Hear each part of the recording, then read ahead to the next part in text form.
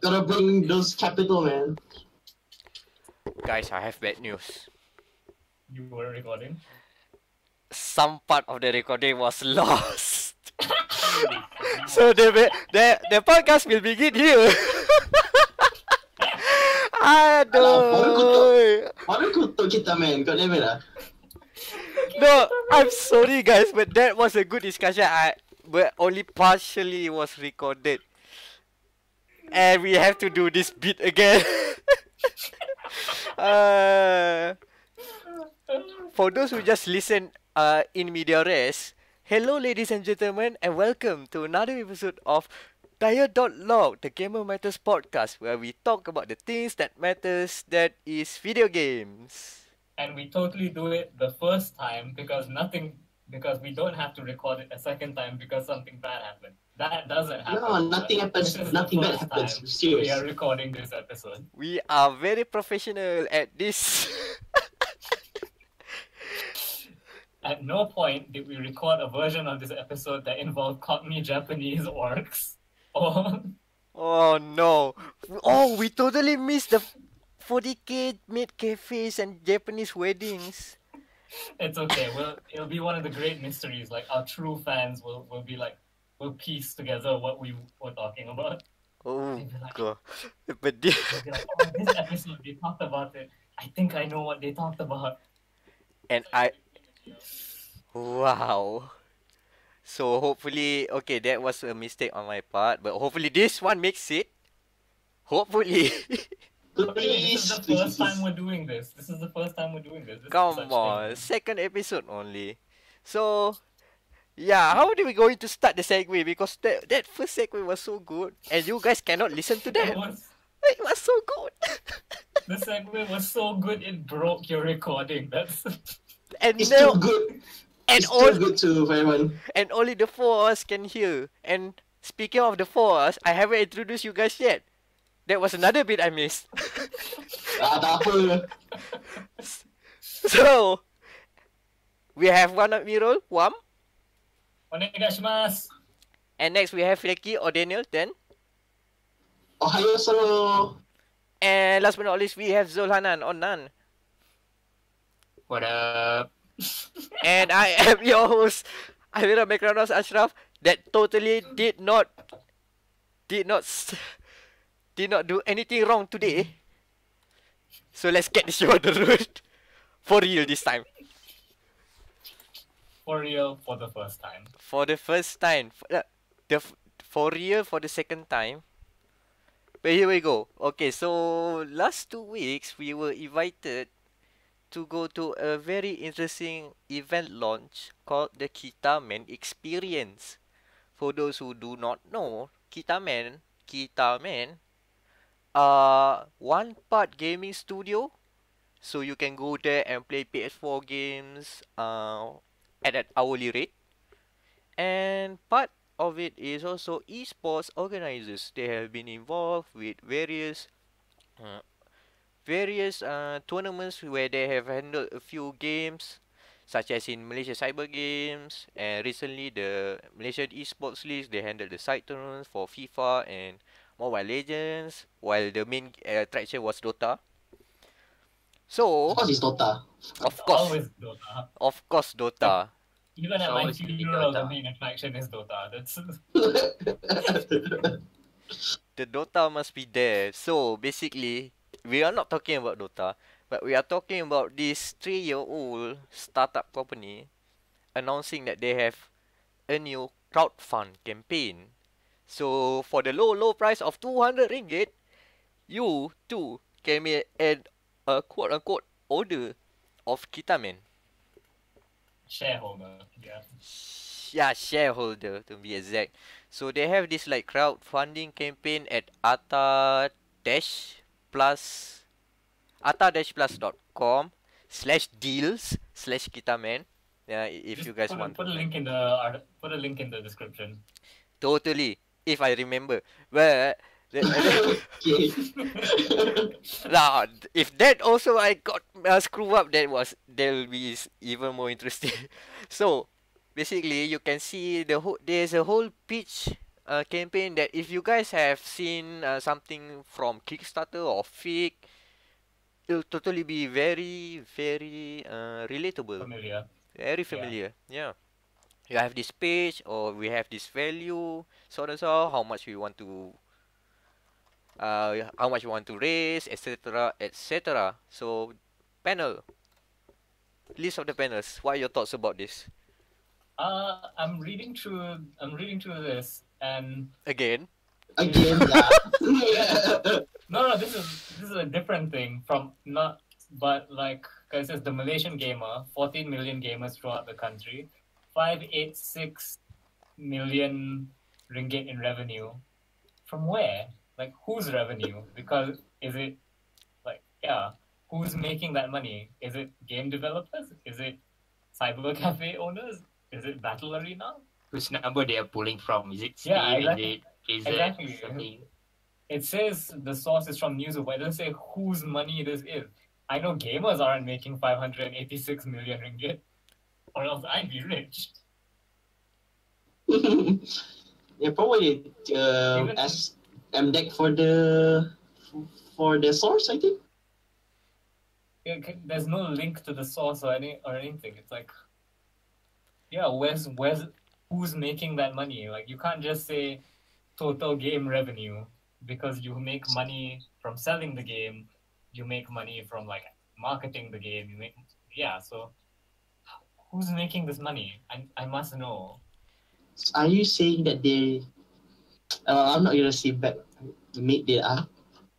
I don't know if they made it up, but they may have written this poorly, is what I'm saying. or better yet, they are trying to make the numbers look good because, like, to be frank, like most of these kinds of things, they will try to make it look as very, very, very attractive as possible because they want to ask for money.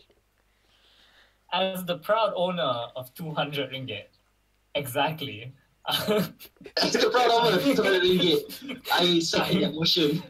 I mean, I feel like I would be more critical of this kind of stuff looking through it. Like okay, yeah, 586 million, but yeah, I mean it's fair because even outside of us, I've been hearing like other murmurs around the gaming community in Malaysia that there are some people who are still skeptical about all the hubbub about Kitamen right now. But it's not like that Kitamen is totally unproven. They have a good track record in terms of their history of organizing esports tournaments, right?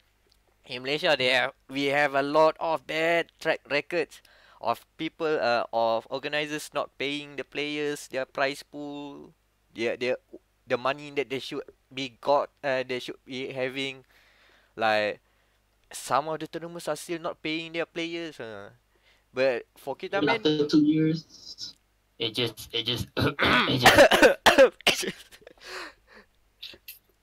but for they for use Kit- already. But for Kitamen, at least in that terms, your record is actually proven. But I would not be denying that some of these numbers are maybe a bit too lofty. They are pushing a bit over. They're a bit over ambitious lah. Also, stretching the truth. I'm gonna be entirely pedantic here, because they cite this number twice, but once they cite it as USD and once they cite it as ringgit. Come on, guys, get it together. That's like under the For free lah tu. introduction they use a dollar sign, and under market opportunities it's ringgit. They probably need more copywriters. But at least in terms of what they do, at least I can vouch for that. They are a bit proven. They have a good track record. But how much if any of you listening are suddenly considering, I probably might get into this. Should I put in money? You guys better do your due diligence as well. It's still up to interpretation. And you guys probably need to do a bit more research before putting your money. Yeah, I mean, this is from the version, like the most important question is what are they doing? I guess like Oh, what are they kickstarting? okay. So, part of the money will be going into what they call. This is what they mentioned at the event as well. Part of the money will be going into building what is called the flagship, their flagship store lah, flagship dojo. So basically, they call their gaming studios dojos. They have franchise all over Malaysia. One in Sungai Petani, a few in Johor, mostly around KL. So, but all of these are just like regular gaming studios where you just have like PS4 setups, one racing simulator, and probably that's it. The flagship studio is basically um it's basically like Battle Arena, like the Pantheon, where it's like an esports club, esports center. It's that sort of thing. So partly we are, if you pay your money to them, the money goes partly there. Okay, okay.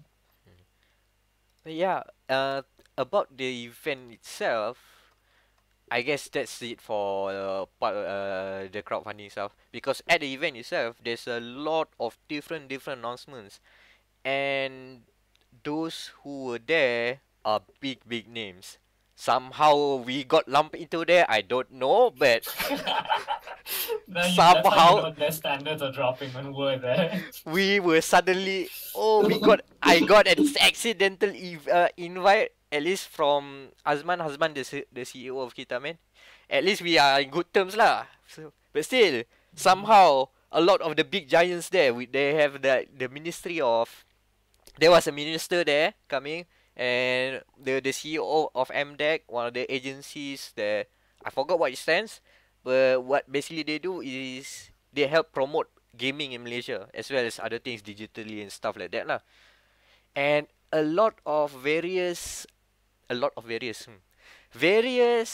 organizations related to the government were also there, announcing a lot of collaborations. So basically, we can say that Kitamen has a big network of opportunities lah. I know collaborations usually means like boring grown-up stuff, but for some reason I'm just imagining Muhyiddin Yassin with a headset being like Salam Satu Malaysia, it's your boy Muhyiddin. You're not far from there. You're not far from there. Hari ni kita nak main PUBG. So maybe not Muhyiddin, maybe I don't know, not Mukhris. KJ KJ, yeah. Oh, don't get me. Benang ayam dia. No. Okay. This is a bit. Menang ayam panggang. Yes. That works. No, you know what? KJ is suspiciously missing from this event and various and a few esports events because from what I've heard, there's some tensions within. So this minister come, that minister don't come. You know, stuff like that. Internal. Just let him join the dark side already. Standard lah kan. Well, that's the game that is being played on the top layer lah. But we are not interested in that. Podcast cancel. Let's go. We are not interested in the Game of Thrones up there. But we are interested in one of because there's a lot of collaborations announced there. But one that strikes me interesting was the announcements of this collaboration between MDEC and Kitamen to promote quote-unquote healthy gaming. So the gist is, despite the name is a bit really horrible. Even the speaker who introduced the concept said, it's, for the lack of a better word, it's called healthy gaming. So lantak stay there. The concept is to promote gaming is not a bad thing in Malaysia.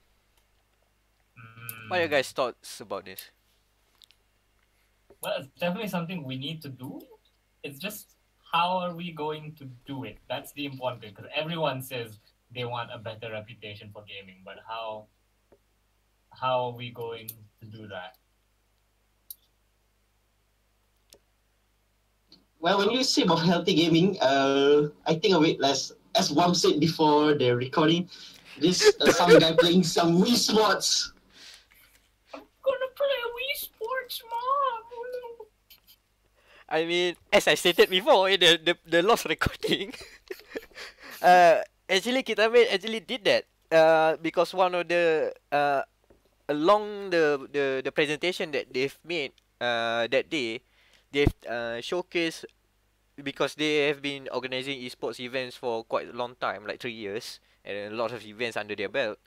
They have like a foot. They've made a montage of these hype moments where we go, oh, we esports now, oh, we cheering on, oh, look at Oh, this. like one of those, is it like Unity and sports and all that? Like they're trying to recreate the C game spirit, but with esports. Is that what they're trying to do? Something like that, yes. And they use a lot the word passion a lot. Yeah, and Yeah, yeah. I mean, it's a good descriptor. Passion breeds sweat or sweaty armpit, so it's healthy. Probably they derive it from that. And you say esports only are not healthy because they don't sweat? Are you kidding? Have they never been around a gamer? All they do is sweat. Like, oh, Good God. No, but that's the mentality in Malaysia, man. yeah. If they really wanted to do like a healthy gaming thing, like this is open idea. Any company that wants to do this, please go ahead and do this. Is no one ever talks about how gaming is good for mental health? Because yeah, I don't know how many times I have not broken something in my house because I played a video game instead. Or like video games that talk about death and loss and stuff can help you get over that kind of stuff. Spec Ops. So, Hi, Nier Automata. Yeah, hi Nier Automata. Hi. Hi Yokotaro. Hi. Taro-san. Onegaishimasu. Konbanwa, Your game of the year. So yeah, if any company, like I doubt that's ever gonna happen in Malaysia, just because we have a pretty terrible attitude about mental illness. So maybe we can. Anyone wants to do that? Go ahead. Hey, how about hear me out. How about we do it first, man? We start the blaze. We trailblaze it. Why Oh don't? my god! Yeah. GM Healthy Gaming. Yeah, Yeah, yeah. healthy gaming. Hashtag give us 20.8 million ringgit, please. 20% of the funding is used on Steam sales to buy these games, and then 80% is therapy and tissues because I'm gonna cry my eyes out. Yeah, great. A plus. I think one of the things that they can address under this healthy gaming is toxicity, I'd say, because Yeah. if you see your buddy play Dota, Mobile Legends, something, cursing is like more than the good words they say. They curse a lot. To be fair, this is nothing like what Kitamen was trying to do with healthy gaming. They were doing the whole passion thing, but yeah, you could do that. Like from a mental health perspective, they should totally do that. Yeah, but it's more like it's a bit a further goal, because from what I've heard the presentation and what they've talked about, but the concept is it's more about building this removing the stigma that video games are bad in Malaysia. So it's more on that first. Like one of the examples that that was mentioned was, hey, look at this kid at high school, play games all day, straight A's. Look at this guy, he plays games. Good or not? Good. Those kind of examples lah. That they want to highlight, like what was the word? Key opinion leaders. Yes. Those buzzwords lah, but I think it's mostly like, oh, we have influencers or something like that lah. So that's the kind of approach they want to go right now lah. Basically, if you're a pretty streamer, Kitamen wants to give you money. Like, look at this person, they're not a lazy, sweaty slob. Pretty and a good track record. They the kind of steps. Yeah, so we could totally be pretty influencers. come on, let's sploosh our money into what grooming class. How to I wear don't know about you, t-shirt? man. I already look amazing, but Glorious hair. Oh man, I had something. Oh yeah, about the whole like doing well and stuff. Like I remember in Standard 6, I spent an entire weekend playing Adventure Quest, and I didn't fail. So you know. That counts as healthy gaming. That's Hashtag healthy healthy gaming. Yeah, talking about school, I also have like a few of these instances where quote unquote gaming helped me, but it's more of on a general knowledge thing lah. So at this time at high school, it was a Pendidikan Islam class, Islamic studies class. So we were talking about the history of the Persians. Yeah. So we're talking about the Persians. Suddenly the ustaz asked around. So the Persians are, where are the Persians right now? What are they in the modern world? Everybody goes silent. And suddenly I just go, Iran? Ah, pandai, clever. And that make me, oh yeah. And people don't know. The people in the class don't know that I learned that thanks to civilization. Thank you, Sid Meier. Give a clap. That's what there's another instance, but that's what this one is in university, but it's even more hilarious because we have this class like a business class. One of the members, one of our classmates have to present a case study. So of course they studied all the case, breakdown, everything, present to the whole class. But then one question comes up. Nobody knows the company that they were talking about. So we're like, oh, so the company was MOPA. Then Daniel, you might know this, MOPA. So people were, so people were like, what is the company again? We know the business strategy and stuff, but we don't know what they are selling. So basically, I just pop up like, oh, MOPA is basically like the racing division of Dodge, the car manufacturer. So they make racing parts, they develop racing parts and something like that. So like if Mitsubishi have really art, so Dodge is MOPA. Proton is have like R3, yeah, at the time R3. So I gave the example like, oh, everybody clap, good Gran thing. Turismo. Woo, Gran Turismo. Exactly. The legend said, we have a car guy over here, and I just said, actually, I just play video games. Oh, gaming is healthy. Hashtag healthy gaming. Healthy gaming. See, but that is in terms of general knowledge lah. For me, gaming is more like stimulation for my imagination because when I was a kid, I read a lot of books, like encyclopedia, because my mom bought sets of encyclopedia. So I read a lot, and also by video games, it helps me like being imaginative and enjoy the books. So reciprocal relationship between reading and playing games. Ooh, reciprocal. We are a fancy podcast now. No. Oh, tadi kena ban now fancy. Wow. That is example of a healthy gamer. Hashtag healthy gamer. Hashtag healthy gaming. You can use reciprocal in your sentences. Daniel, you have any examples? Besides me doing literally a presentation about microtransaction in front of class last semester, so does that count? Oh yeah, I did the same thing. I wrote a whole report on the superiority of digital delivery. What do you get? I got A- for that. Yeah, Okay, I got an A as well, I think. See, healthy gamer what? You can get good grades because of gaming. See, okay, we have started the campaign now, and that please pay us.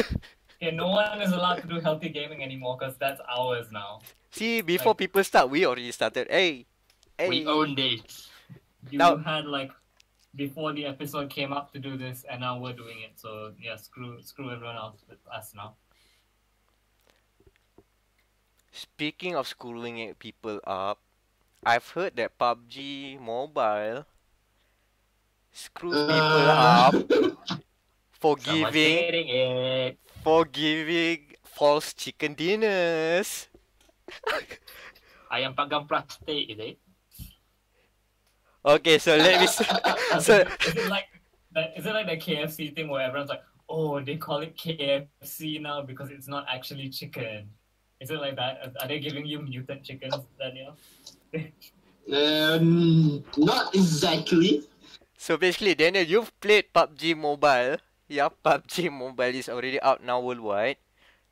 And yeah, one of the reports just came out after your first impression. We'll talk about it later. Is that you will match up with bots in the first few matches? Huh. Yep, I think that's the report is true because I had like few players that I ran to. They don't move at all. It's as if they're being controlled by computers. Or maybe it's just the mobile internet sucks. Well, that is also true, but I was playing on Wi-Fi. It was like the ping was just 50. Something So yeah. 50 is okay. No, but the thing is, it's actually it's still a 100-player battle royale. Yeah, it's still 100 players because you can see the name like ticking down. Oh, some guy gets shot or some guy gets hit by a car, some guys gets blown up, etc., etc. But the bot thing just makes it like it's as if they're creating that. it's scripted. I mean, Wow, didn't know multiplayer has clips. Ooh. I mean, other battle royale, should I call it clones or just battle royale games? I don't know if I want to What give kind them of Battle legitimacy. Royale games. So- Competitive. The competitors that are out in the market, how big are the player size again for each match? I remember. For a local example, Rules of Survival, it's I think it's 100 as well, but I usually get killed by some random rando by around the 90s. So I think they're running at 100. Real players, not bots. Interesting. Mhm. And I remember like Free Fire is a bit low or something. I've forgotten. Yeah, I think it's around 60. Yeah. But still, considering like 100 players on mobile, that's actually impressive feat. Yeah. I don't know how they program the game itself because for multiplayer games with like 100 instances of players, that usually takes up a lot of CPU power. So whether they are like processing all of them at once or just offloading like locally within the radius of you. It would be Instead of the interesting if there were like minor, like mini instances within 100-player instance. Yeah. So like it's a 100-player match, but first they have 5 20-player instances running at the same time, and then after that, like when it goes down to 15, then they like when it's 15 per room, they add again, kind of thing. That would be interesting if that's what they were doing. I know nothing about game development, so I don't even know if that's possible. But if that makes it onto the news, yeah, I'm a freaking genius. Or maybe they did the thing like Titanfall. Maybe the 100 players, maybe 15 are grants. You never know. Is that a bad thing, them having bots? Because I wouldn't care. I'd be happy to get kills. Even Yeah, if they same. got bots. I don't really care. Oh yes, finally got kills. I'm actually not bad at this game. I I'm think finally not shit at gaming. Yay! every gaming. And still, the person who becomes number one had to kill a real person at some point to become number one. China number one. I think that was the intention, I guess, where they put in bots in the first few matches. But the problem was they did not surface the information up front. So it made Yeah, people thinking that's like, kind oh, of- we've got chicken dinners. Oh, there we got that chicken dinners. I'm so good. Pom. Next few matches, 99, 99, 100, 99.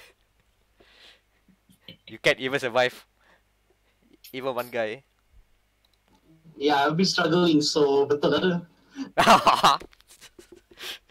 Okay, so back to the main point. So how does PUBG Mobile feels exactly? How does it run? Is it okay? Is it worth playing?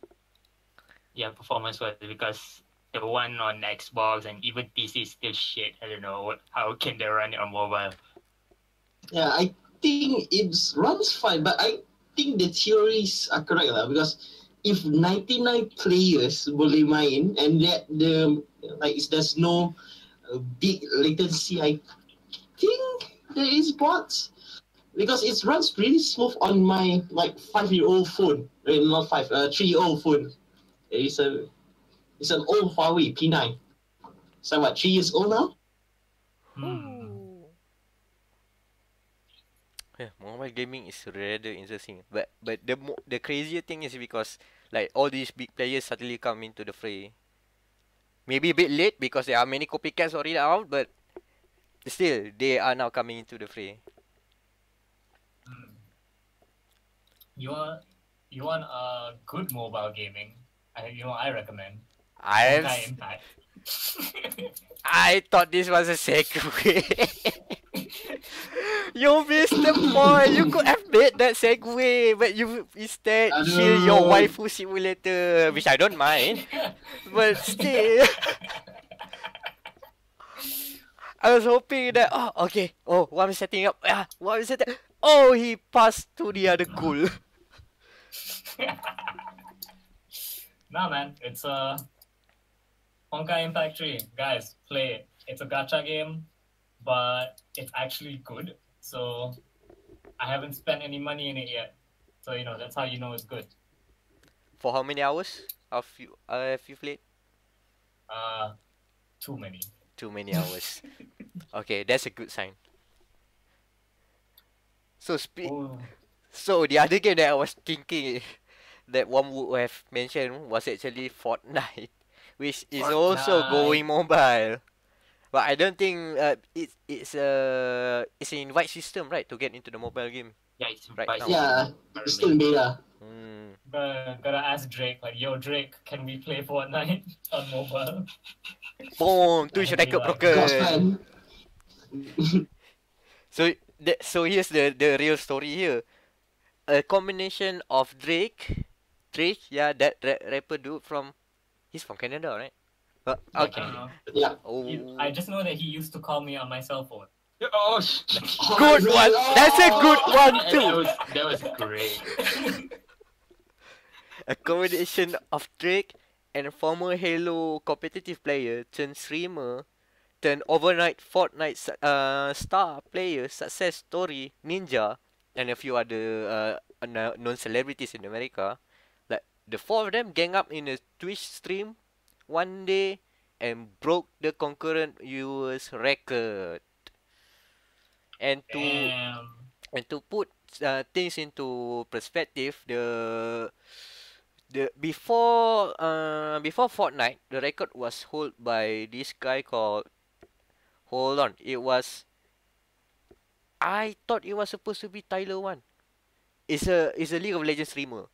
So around December or something, when PUBG is at its heights, the biggest streamer for PUBG at the time, Dr. Disrespect, was closing in with the Twitch record, almost there.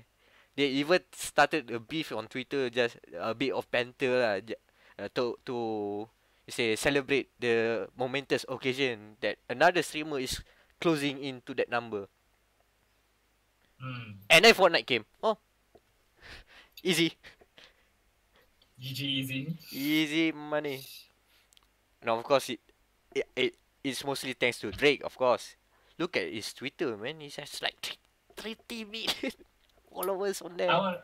I want someone to make that Drake meme. You know the one where he's saying no something, he says yes something. Look at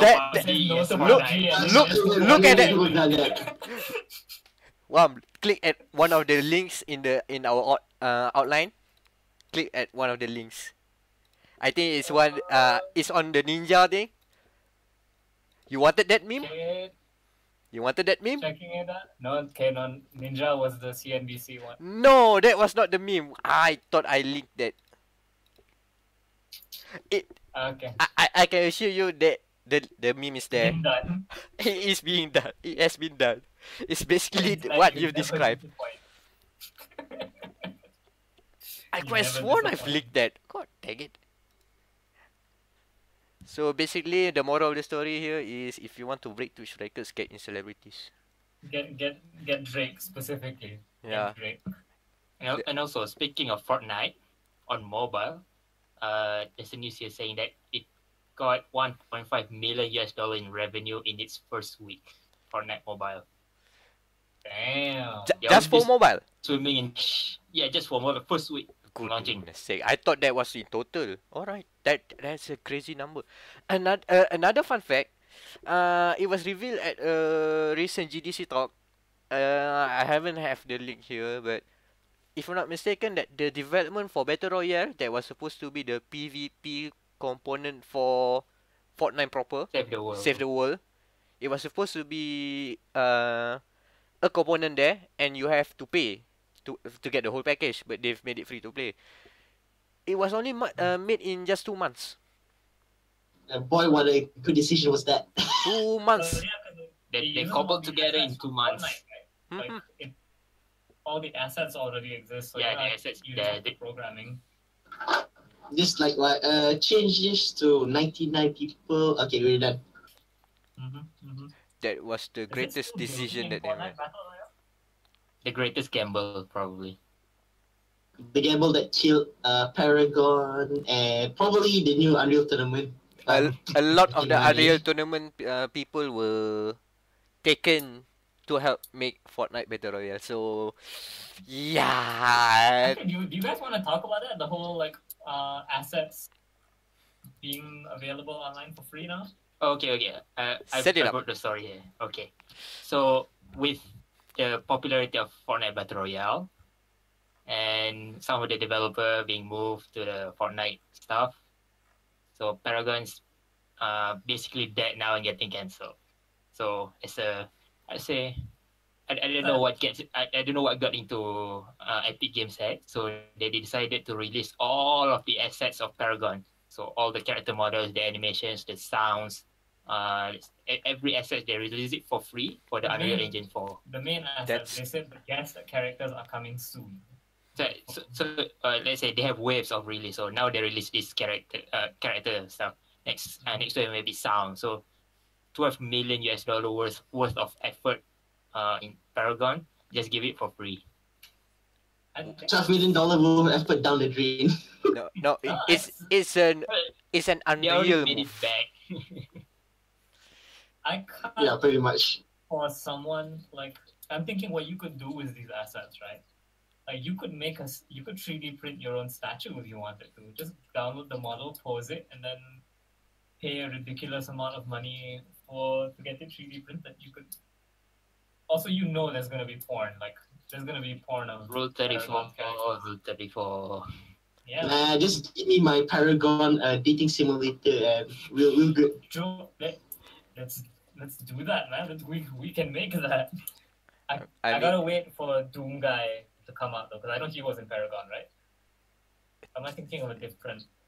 That's a different game. Unreal. That's a different game. Yeah, I'm thinking But of there's an equivalent to a Doom guy that basically have 2 guns and looks all suave with sunglasses. Duke Nukem.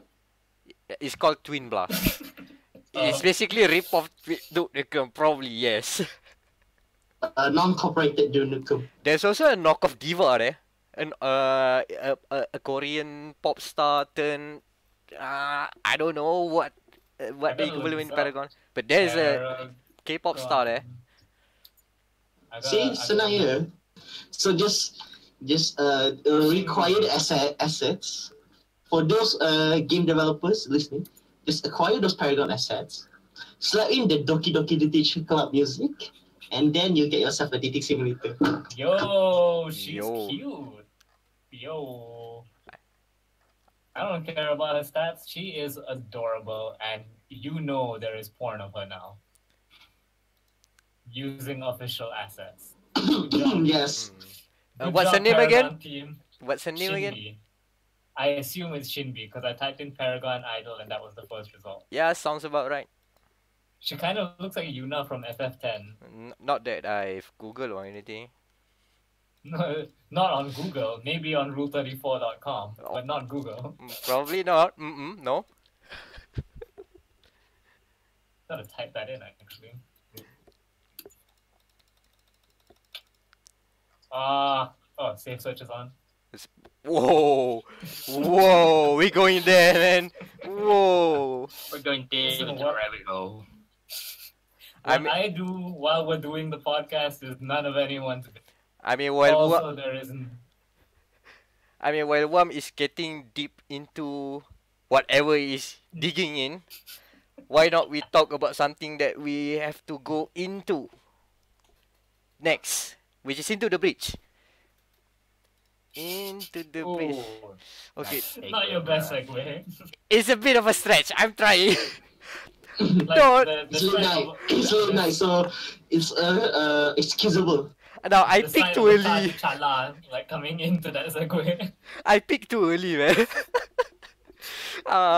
We probably missed that segue. No, okay. So basically, Into the Bridge is a small little game made by Subset Games. If you haven't heard of the developers, maybe you have heard of FTL, Faster Than Light. So that is the group, which is the developer team, which was around 6 people who work on this game. And my god, this is a very good game. To set it up, for those who have not followed the game, Into the Bridge is basically a game about mechs versus kaiju in a strategy tactics genre. So you basically have it's a turn-based game. You move and attack. You have all the details that you want, all laid out. You just have to figure out the strategy to stop the in-game it's called Vex, but basically they are kaijus. And to wrap it all up, it is it is baked into a progression system, which is basically a roguelike. So you're playing like bursts of 10 to 30 to 1 hour of a campaign. Get it done. Either you win or lose. It's over. You start another run. But they have also made some, it has a good, despite the game being like a small indie game that you don't really expect like good world building, but it has those. They justified that you have like multiple runs because you are a time traveler. One of the pilots will be time traveling into another timeline to save the world again. And the smart thing is, even the characters, you have like specific pilots that you can as characters, and even those people who you don't really have dialogue, but you have like flavor text. It is all fleshed out very well. So basically, this one dude called Abe Isamu or something, is this rough and tumble guy who is no nonsense. So when he goes into another timeline, like it's just, I won't repeat this mistake again. I will save this timeline. And if the he's like the Flash, then he just keeps going back in time trying to shit. Yeah, it's that sort of thing. And some of the what you say, there's a lot of good small stuff that they added. What I want to talk about. So you guys ask me big questions. I need some guidance. Yeah. Because I wanted to get it at first because it looks really cool. Like I definitely want them. I am thirsty for good mecha games. Yeah, in terms. Is there a kind like, are you just repeating the same battle over and over again? Because it sounds like it. That's a good question, because it is if you look at all the maps, it looks kind of repetitive, but it's not really that much, because even though it's just like 8x8 tile and a lot of rearranging the same thing. Okay, the mountains there. Okay, now this is water. This is some of the buildings. Aliens pop in here and there instead of the in there. But there's a lot of variety in each of the missions lah. Each of the battles have like specific objectives, but it is treated more like a bonus thing rather than something that you have to earn or you fail. But you will get berated lah if you miss a few objectives. So some of the objectives include blast over this dam, break this dam, and a few of them are protect the train from getting destroyed by the kaiju, the Vex. There's a lot of different variety there, but it also changes the how you approach each mission. Because one of the good tricks about Into the Breach is that you are not it's not about like say XCOM. XCOM is about how we are going to mitigate risk. You know that this shot is 30% if you take it here, but if you move it a bit up front, remove the cover, you can get a better shot. But it's still there's a game of chance there. But in Into the Breach, all your attacks are all you know what damage it will cause. You know what will happen after that damage. You even know before each Vec attacks, you know where they will be attacking. They basically project, okay, this is where I will attack next turn. So you are basically responding to avoid them attacking that thing. So the very important question is then, how are the mecha? Like, are there a lot of mecha? Can you customize them? Because the art style is quite simple, right? So it's a bit depending on who you are, it might be a bit disappointing, but probably it's okay. The max is just there, basically. I mean, for thematic reason, it's max, but in terms of you don't see a lot of animations or something like that. You just can change colors. But the interesting part of the max is that they all have different abilities at start. So basically, your team, your first team is called the Rustling Hawks. You only have 3 units. So one of them is the punchy mech guy, the humanoid, the thing that you always associate with mechs. The second is basically a tank. Just assume it's a mech like tank, mech, and I keep saying my name a lot. And another is this artillery unit, also a mech. Yeah, I've seen the artillery unit before. It's the 4-legged tank thing, right? Yep. But this is the starting units. The other squads that you will unlock later on have a different things, different abilities and looks different. Like one of the other squads you can unlock, instead of a humanoid mech, you get a jet fighter who can leap over an enemy and like a gear walk. Do you get the giri eye? I don't get the reference. It's basically a fighter jet in a sense. So basically, it's if you imagine Macross that does not transform, okay, that one. Yeah, that's what the reference was. The giri eyes. Okay, I take it. I was hoping Daniel would pick up on the reference, but he appears to have died. Yeah, I'm looking at fan art. No, not the default things, please. No, different type of art. Different type, sorry. We are not endorsing any Rule 34 mech fan arts. I was about to say something about is this game similar? The timeline system is similar to the Rogue Legacy one, in which every time you die you have to take another one. Like, I think it's the time travel thing you said before, Mac.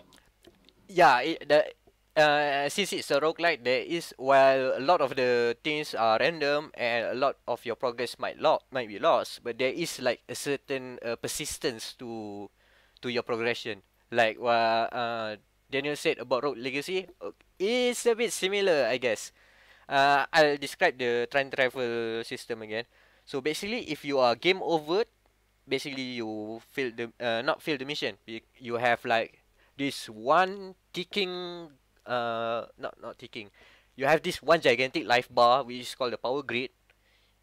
And if those tick down to 0, it's game over. So if you landed in a game over state, either game over by loss or by if you win the whole thing, the whole run, you can take one pilot back into another timeline. So basically you can keep that particular pilot, that particular character with all the experience and unlock abilities, and take it to the next to your next game. You can choose not to and start with a different set of unlock character pilots, but it's a choice. You can do or do not. But still, it's fun to carry over the same pilot over and over because you can see, oh, he's a bit seasoned now. Oh, the response feels a bit different. It's not that much lah. It's just a few changes of the flavor text, but you get the sentimental value of keeping the same pilot over and over again. Especially You if just that edge the top.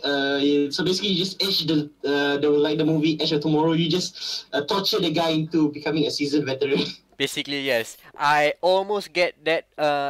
I talk about Abe, right? I almost get Abe to win my first game, but I've missed like 2 times, and suddenly because of one silly mistake that I've made, this game does not have saves coming. You can reset a turn, but you cannot save come. So once you've done it, it's locked. So basically, what I did was accidentally sacrifice my dude Ambe too early, and then I was stuck with this other lady. She's good. I think his name is like Cheng Ron or something. Chen Rong or something. She's good. I mean, personality wise, she's good, and the abilities she have is good. But I despise her utmost because I saved her because and I left Abe to dead. I've grown an attachment. No, no, Abe. Because Abe! Abe, you shall be remembered beyond the stars. I've even for no good reason I even started to speak Latte because of him. The Kelantan dialect because of him. Abe, kapo dia, kapo mati. Abe, But mengapa mu tinggalmu? aduh. But basically that the well, at least the circle comes around because after a few rounds with Chen Rong, hopefully I don't get the name wrong.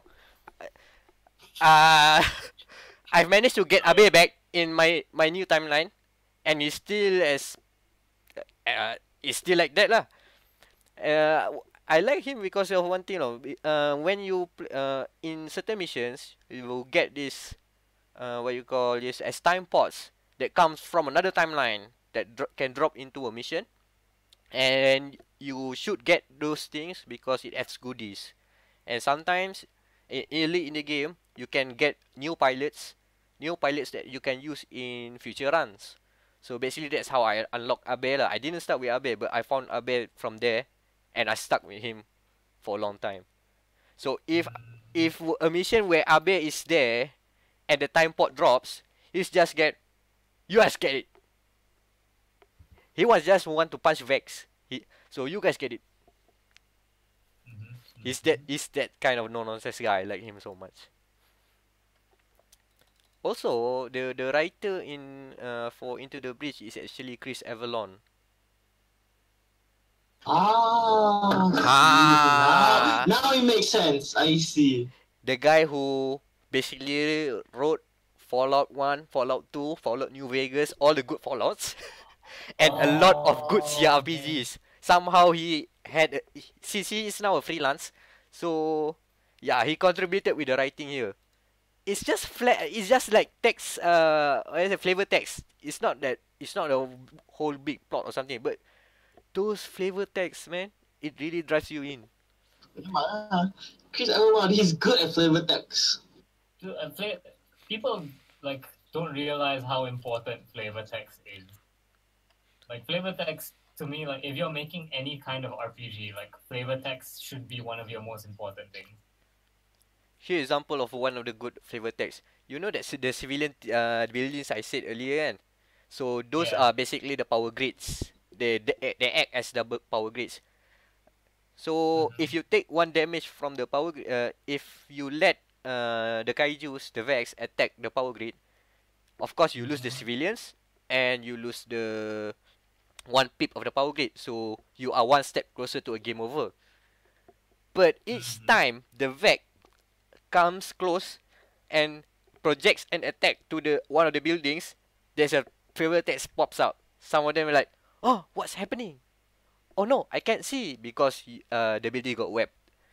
Oh no. And then No. and then what that? Oh, we done 4. Nah. Oh, sakit. The best thing is because okay, it's flavor text one, but it also connects really well with the gameplay. You feel that you need to save the civilians, and because you do, civilians is basically your high score. And for how many you save the civilians, it's a high score. And one, you don't want to lose the power grids. Are you willing to let those people die and drop 1 pip of your run's health just to take down another kaiju over there? You should always take down the kaiju. In this game, maybe not. That's what I'm saying. But yeah, it has these kinds of very small, very small things that add up into a good game. So my review of Into the Breach is out on gamermatters.com. You guys can check it out for more details. I really recommend it. What would be your score for Into the Breach then? It's an 8.4. Very precise. It's an 8.4 because well, I highly rate the gameplay, but I can see that the presentation might not be for everyone. You know, a small indie game, right? But it is decent, but people might want more. But that's it. That's the only small things. The problem, and also, the game can be punishing, but it's okay to play on easy. You can get all your progression as normal, so it's fine.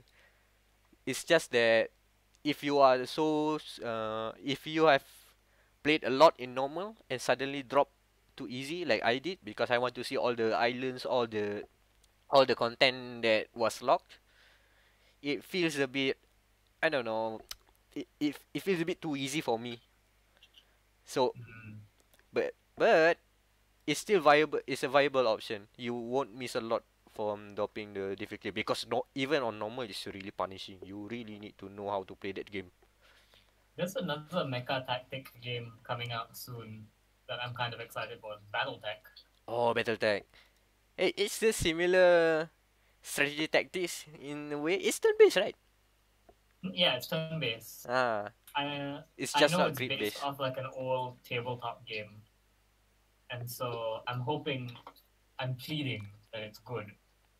Because I need some good mecha action. And since Games Workshop will not give me a Tau Empire video game, that's my next best option.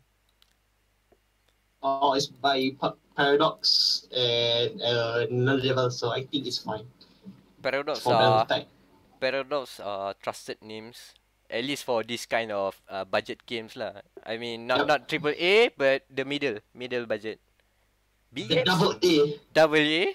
Okay, double A That is. double A is still a bit too much. Like A and a half. Big A, small A. A. Oh man. The A games. Yeah, the A games. And I do need to talk a bit about 40k though. It's my weekly 40k corner. Alright, there you go. We have a new segment. My friend and I have this curse where we just cannot play 40k games. Oh like, no. Well, let me just check my Steam library. We bought several of them, and let me guess, it's broke, right? No, because it all started when we played Blood Bowl, which is not 40k. It is Warhammer Fantasy, and that works fine. That works great. We play with each other. I hate the RNG because it screws me over all the time.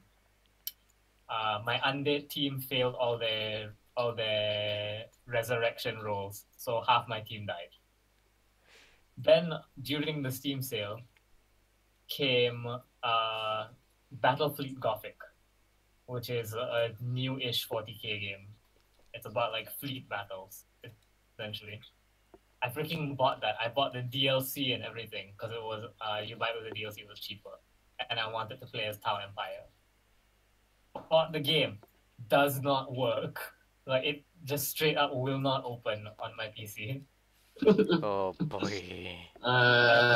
It opens for my friend, but the resolution is weird and all that stuff. The wonders of PC gaming. Yeah, and then like the next Steam sale, Dawn of War 2 was really cheap. Like you could buy it was like Dawn of War 2, Dawn of War 2 Chaos Rising, and Dawn of War 2 Retribution. Mm-hmm. And Retribution has like this like co-op mode that you can play, and there's a Tau Empire character in the co-op mode. So I was like, hell yeah, I want to play that. And so, because I dual boot my computer. This is before I dual booted. So I was playing my Mac. My friend and I are trying to play, and we cannot join each other's game for whatever reason. So I look it up, right? And they say, oh, it's because when Dawn of War 2 came out, it was on Games for Windows Live. Oh, So No. because of that, all the PC versions of the game are still connected to Games for Windows Live and therefore cannot interface with the Mac version of the game. they don't patch it. Nope.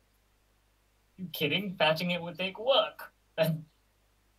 So then I was like, okay, this sucks. Months later, like this is like last week or something, and I was like, I should try playing that mode anyways. So I click, set up my Tau commander, and I'm like, yeah, I'm gonna play this solo. You can't play it solo. You have to play it with 3 people or else. Like, the game will not let you play solo. It's like searching for other players. It's like you can't even play with bots. Do you know how frustrating that is? So I cannot play this game at all unless like Jacksepticeye or someone plays Dawn of War 2 when it becomes popular again. Well, when one franchise fall, another will rise. And then that game will also not work probably. Because that's how 40k games work for me. Ambitious but rubbish. God, I think I posted up the link to the trailer for this new 40k game called Mechanicus. It shows like I think it's a squad-based like turn-based tactics game. That's because there's no like gameplay for it out yet, but the trailer is so 40k and I freaking love it. Like because for those of you who don't know, Cult of Mechanicus are a bunch of nerds living on Mars, and they're robot weebs, and so they all want to be robots. And they slowly they like augment themselves to become robots. Basically what I want to do when I get older. And the trailer is just amazing. Like 40k writing is so great. Like just the way they talk. Like there's no jokes in 40k. Everyone talks like this. All Ultimate praise roleplay. to the Omnisire. Like holy, that's a great. Okay, 40k corner done. It's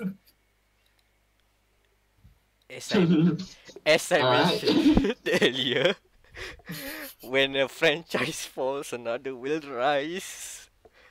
Oh, nobody picked that up. No, that was actually a setup for our next topic. We are now into the news section. So, Anan, our resident reporter for all things PC hardware. Ryzen 2 is coming soon. Yep, Ryzen 2 is coming soon. So we already have Ryzen, right? So the first Ryzen launched, I think June or July 2017. So we're soon, I'd say within end of this month or next month, we'll get the refresh of the Ryzen family of CPU, so Ryzen 2. But there's maybe some misunderstanding here. It's not the new Zen 2 architecture. So we're still on the first Zen architecture, but it is an optimization of the current architecture. So the first Ryzen, okay, they make it this way, and over time they make it more efficient, less power, and maybe more a much higher clock speed. So the Ryzen 2 that will come soon has been confirmed to be a bit faster in terms of base clock, so around 100 to 200 megahertz extra clock speed at no expense of power. So still same power envelope, but a much higher base clock. However, with AMD stuff, you can just overclock it, so it doesn't matter anyway. But the improvement is there in terms of the manufacturing. So So what will happen to the original Ryzen? Will it be what's it called? Discontinued? I'd say probably. I'm still not sure about that because they're basically the same thing. If they follow Intel's footsteps, so they will discontinue the old, let's say the old stuff, or they still produce it but sell at a discount, like usually AMD. Okay, we got new products, so the old stuff will discount it. I have an important question. What is a Ryzen? Oh, okay. So you're not PC gamer. So Ryzen is just a naming for the new AMD CPU family. So Okay. Intel have their Core series. Okay. So now AMD have their Ryzen series. So because they are, let's say they are reforming, so they are making new stuff against Intel. So they are rising, the Ryzen. And also one of the things is that their architecture, their CPU architecture is called Zen. So being in Zen mode. So we are rising in Zen mode. I don't know how the naming logic there is. Yeah. So Cool. so it'll be just like a half step for Ryzen 2. Will be a half step to Ryzen. Yeah, half step. It's like how do I say this? Like from Sandy Bridge to Ivy Bridge, kind of like Intel. So it's a improvement on their current architecture. But It's not a not a major new overhaul. architecture. Not architecture, yeah. Like the Zen 2 that will come probably next year. So this Ryzen 2, but not Zen 2. So it's probably Zen Plus or something. Yeah, just an improvement. So and it will work on the current AMD motherboards, like the X370 or something. I'm not sure. So it will still work on the current motherboard chipsets, but some of them may require a BIOS update, and also on the new X470 chipsets. So I think that's it. Interesting. So yeah, hopefully Ryzen continue to rise up to the competition and get Intel a bit of a good rivalry, a healthy rivalry among them. So hopefully, Nah. If, But if your AMD is still rising after 2 hours, consult your doctor. Yeah, you better fix that actually. you guys don't lead me to. I can't make a segue on this. So let's just get this over with. So Battlefront 2. Speaking of rising, so Battlefront 2 have rise again with their new loot box system. Oh, moving on. Let's start with Yakuza. Yeah, seriously, we're not talking about Battlefront 2. Yeah, they remove customization. They put all the unlocks. Yeah, if you play it. It's okay. Moving on. So this is important news because from what I've seen, not many of the local coverage are getting on it. So as I said, Yakuza 6, if you followed a lot of the news, it was supposed to be delayed from March 20th to April 17th. And interestingly enough, the delay is only affected on US and Europe. We already have Yakuza 6 in here in Malaysia. That US. Yeah, I was watching someone's doing a Let's Play. Oh, it's pretty fun. Yeah, it's odd because you don't expect a game that is coming to Asian region coming earlier than US and Europe, especially the game from Sega. I mean, it was the same thing with Nier. We had Nier for like a month for the rest of the. Yeah, we thought like a month earlier. March. No, February. Yeah, I remember because I was still playing Digimon World, and I didn't. So I was like, I didn't buy Nier because of that.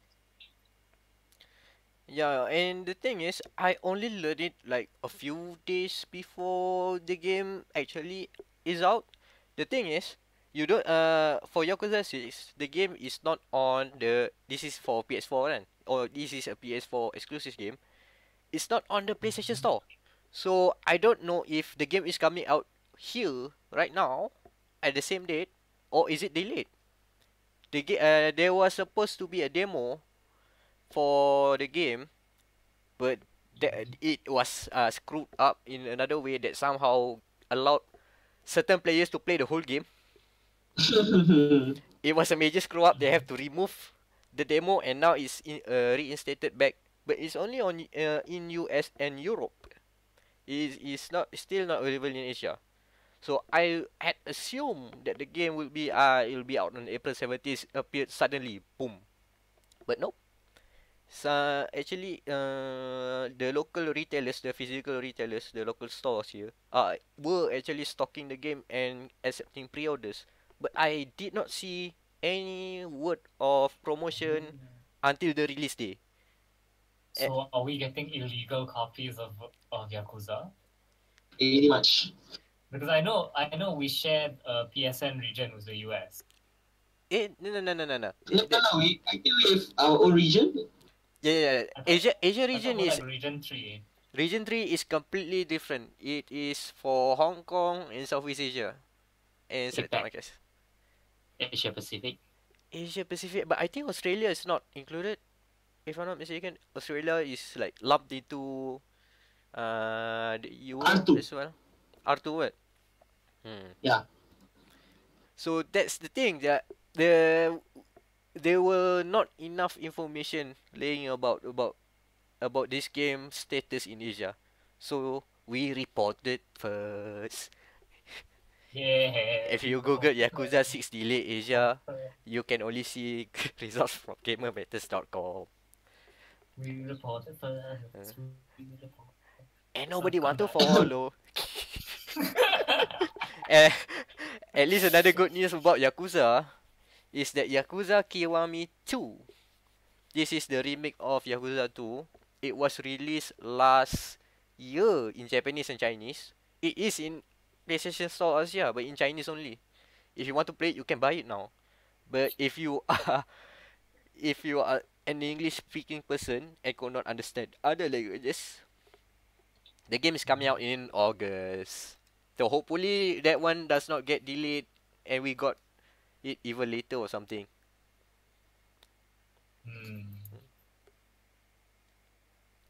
Sorry, if it sounds like I'm distracted, it's because I'm still looking up stuff for Shinbi from Paragon. I thought you were looking at Kazuma Kiryu now because boy, that guy. No, that's for when I go to bed. Yakuza. I mean, like one of the side missions, the sub stories I just found in Yakuza Kiwami is basically talking about, hey, what's the criteria of being a badass dad, being a DILF. It basically writes down DILF. I was like, what? These guys know about their stuff, man. The localization is on point. So, moving on into other big hunky dudes, we have God of War's first gameplay trailers being showcased, and I feel like it's not their first game. They've shown gameplay before. Okay, I true. think they shown the walking sequences. They've shown like actual gameplay before because I remember thinking, hey, this doesn't look half bad. Because there is no other reason I would like God of War unless the gameplay was because everything else about the game looks terrible. Okay, so a new gameplay breakdown of the new God of War has been shown. So basically, we now know a lot more about how you play the game, how you control Kratos, and apparently he controls like a Dark Souls character, as in the attacks are on R1 and R2. You can have the shield on L2 or is it L1? But you can activate the shield, and you can throw the X using square. No. You throw the X using L1 and you can retrieve it back using square. But at least it's not like a Dark Souls ripoff, even though I call in our outline is God of War is a Dark Souls of God of War. Everything is a Dark Souls or something now. I feel like it's not really. Like I'm just being facetious. On one hand, like I don't think anyone wants character action games anymore. Like It's I feel like getting the the people who want character action games play the Japanese ones because those are amazing, like Devil May Cry and Nier. So like the market for, because you remember like the God of War, the glory days of God of War, where character action games had to be violent and quick time events, and Dante's Inferno. I feel like Dante's nobody Inferno is a wants to character do- action game. Oh, I forgot about that. Yeah, that was rough. So yeah, I feel like the market for Western character action games is dead. Like because no one there's so many easier ways to get gory games than character action. So I can see why God of War would steer away from being a character action game. But at the same time, like why is this a God of War game? Like you could make just a new game. Yeah, kind of reminds me of The Last of Us for some reason. But you just switch Ellie with Kratos' son. And make her like infinitely more annoying. Dad! No, let me shoot at him, Dad. Let me shoot at him. Let me shoot him, Dad! Oh god, Kratos is also a badass dad. The only reason it's a God of War game is because that first Sony E3 conference where they announced it was like super badass because they kept it a secret. They like first they just showed you the kid playing, and then he's like, "Dad, look at this!" And then suddenly Kratos like comes into frame, like, and everyone like lost their minds. That's the only reason this is a God of War game. Like there is no reason for this to be a God of War game at all. God of War 3 had a good ending. The ending was that Kratos screwed over the entire world. That was the ending of God of War 3, and I liked it. And now he wants to screw another world. You know what? I think he's gonna die. That's my prediction. Oh yeah, this is gonna be full Last of Us. Like at the end of it, he dies. Spoiler for Last of Us, by the way. Kratos dies in Last of Us. If you didn't tell it, people didn't notice it was a spoiler. But it's okay. It's like a 5. How long it was the Last of Us? 2013? 2012? It's been a while. PS3 game. It was a freaking PS3 game. So yeah. I mean, the concept of limitation is off the charts now. So if you got spoiled, I'm sorry. But you're spoiled for Last of Us. And then The Last of Us Part 2, Last of Us Part 2 pula. God of War Part 2, you see Kratos' son doing a revenge story. And then it goes back to being a character action game. Because the cycle continues. Oh, good. Finally. I mean, that's what the Ouroboros in the new logo, right? So the cycle continues. I would love to see like if they use the Dark Souls combat style, but still kept the chain blades from God of War. That would be cool. Like you have one short range weapon and one grabbing weapon. That would be cool. You have to but since combat isn't moving at 300 miles an hour, you have to like be deliberate in how you do it. And like hook this one enemy, pull, and then stab, and then not everything has to be swords and shields, guys. Be creative. God of War had swords stuck to chains, stuck to arms. Could have made something cool with that. I'm mad. I didn't start this rant mad, but I'm mad now. I want a good God of War game. Damn it. Yeah. Have to wait until 420 for that. Oh, it comes on April 20th, is it? Tough decision. Should I get God of War or the Lambos? Nintendo Lambo thing? Oh, I thought you were gonna say, should I get God of War or weed? Nah. It's Hitler's birthday, so that's interesting. You are learning a lot on today's podcast. Say #healthygaming. #healthygaming. Healthygaming. GM healthygaming. Okay. So anyways, let's move on. Now that we've covered like God of War and Battlefront and Yakuza, now we need to talk about important news. Very important news. And kind of ties into Nintendo Labo. Not at all, actually. It's just that they're both by Nintendo. Luigi has a penis, and we know how big it is, thanks to Why? I Pre-standing or post-standing? Oh, current standing. I need people to understand this headline. This is an actual headline. Luigi definitely has a dick and it's 3.7 inches flaccid. Flaccid. This is Thank an you. actual headline. See, Thanks, Tumblr. Thanks. unrealistic expectations of men in video games. Unhealthy portrayal. But so, I've set up the story. So basically, Nintendo put out a new CG image, high-res CG image for what's the game again? Mario Tennis, Aces. Mario Aces, yeah. Mario Tennis Aces. Yeah. Tennis Aces, yeah. So they have these promo CG renders for all the characters, and Luigi's got a bit of a bulge in there, and so some very very fine people have used math, taking the photo of the tennis racket and using math to like approximate it with his shorts, and have calculated that assuming he doesn't really enjoy tennis, his penis is flaccid and it's 3.7 inches. The absolute madman. All these efforts. This is why I love This the game internet. theory level of dedication. No, this is healthy gaming.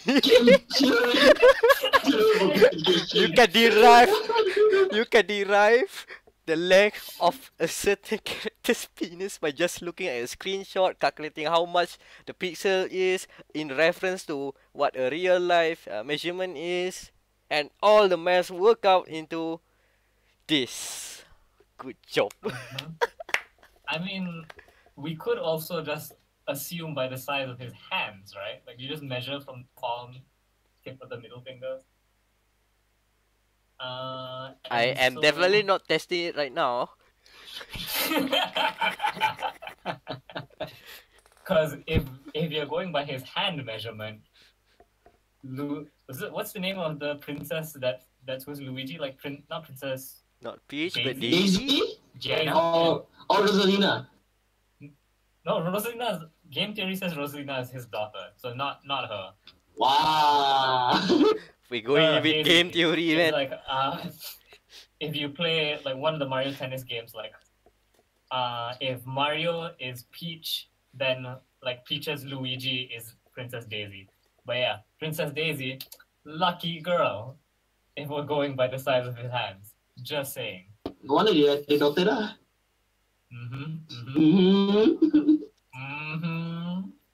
So anyways, all other news doesn't matter anymore because that's the most important news this week. So Anand, do you want to talk about Asrock and Well, AMD?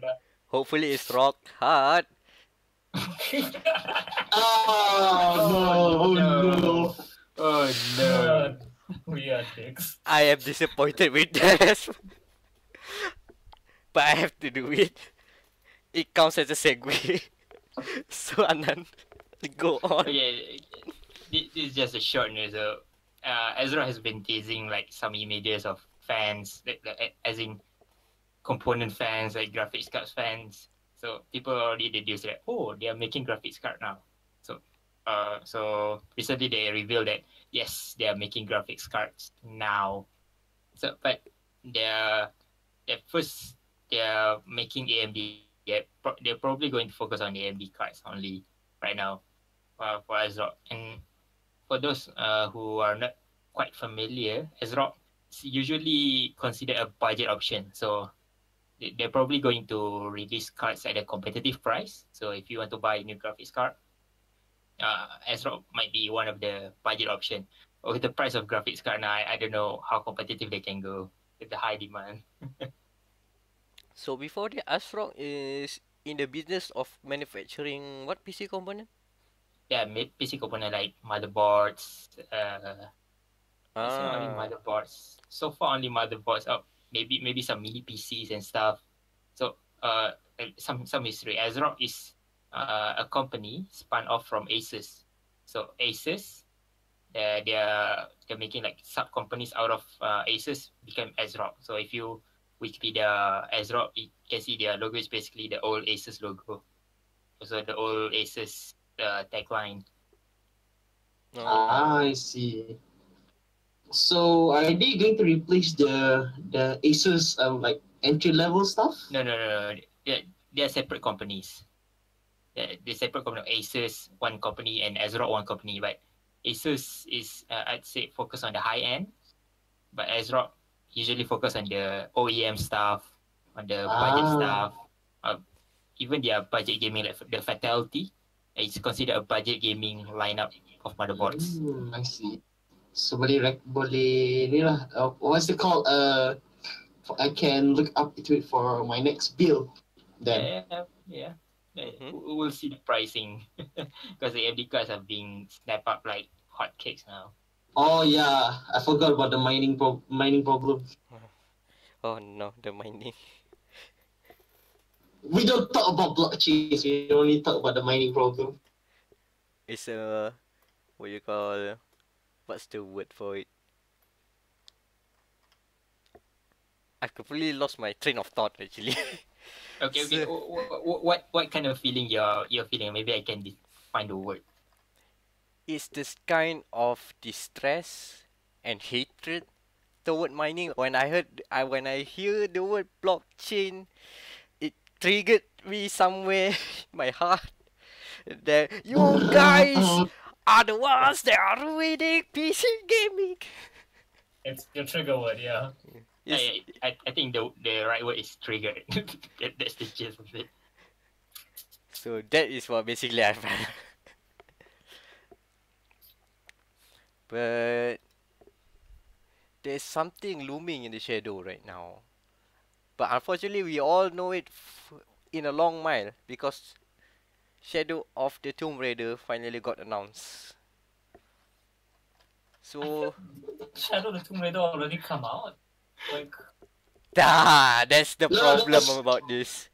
You see, this game is a leaking barrage of leakage. This game got leaked a couple of months ago because someone who was riding on the subway actually opened a confidential slide that pertains to the game. It even has a logo with the name on the slides, and somehow that image got leaked into Reddit, and we all know about the next game is Shadow of the Tomb Raider. But and hopefully that guy still has his job after that. We don't know what happened to that guy. that Whereabouts guy is unknown. now under the train where he leaked it. Hey, God. And fast forward to 2018, the Twitter account for Tomb Raider suddenly being coy and write about they tweeted some cryptic, you can say some cryptic message, but if you look at all the capital letters at the front, it spells out Shadow. So nudge wink, Shadow of the Tomb Raider. Hedgehog confirmed. Who would win? One Shadow the Hedgehog, one Shadow of the Tomb Raider, or 12 giant Shadow of the Colossus? Shadow the Hedgehog, obviously. He's the ultimate life form. That's... Better than Colossi. Yeah, man. He's just like metal music will start playing and he'll just shoot them in their weak spots and kill all. And then he'll kill Lara Croft. And then he'll go bang her dad because that's how Shadow rolls.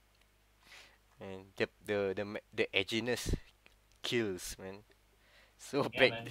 So bad. The edginess is sharper than any sword. It's just because he's edgy. He's deadly. Yeah. He's deadly. Is it as edgy as the first Tomb Raider, the first Lara Croft game?